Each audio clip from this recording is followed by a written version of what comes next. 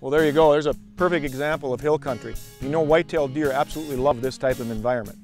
But if you expect to take mature bucks on a consistent basis in hill country, there are some things you definitely need to know first.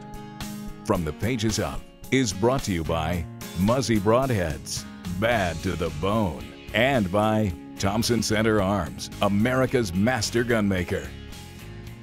If there's one type of whitetail environment that seems to give hunters more trouble than any other, it's hill country. But as I wrote in my book, Proven Whitetail Tactics, just like any situation that initially appears impossible, there are solutions to the problems facing those who pursue trophy bucks in hill country. One of the most important things that hill country deer hunters must realize is that when it comes to deciding where they're going to walk, whitetails are a bit like humans. Just like us, deer prefer to access their ranges along routes that allow them to expend the least amount of energy.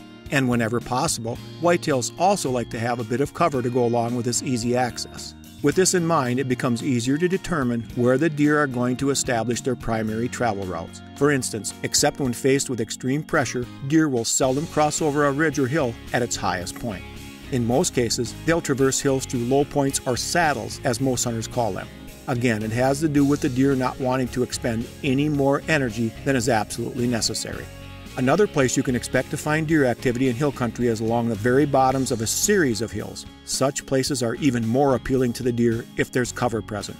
I can tell you from past experiences that western whitetails are quite fond of traveling along brush-choked hill bottoms, especially during the rut.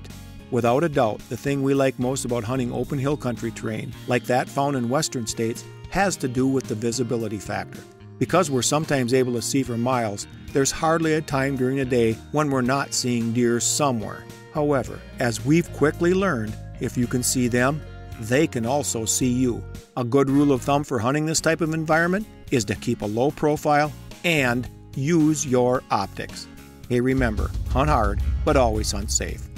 From the Pages Of has been brought to you by Muzzy Broadheads and by Thompson Center Arms.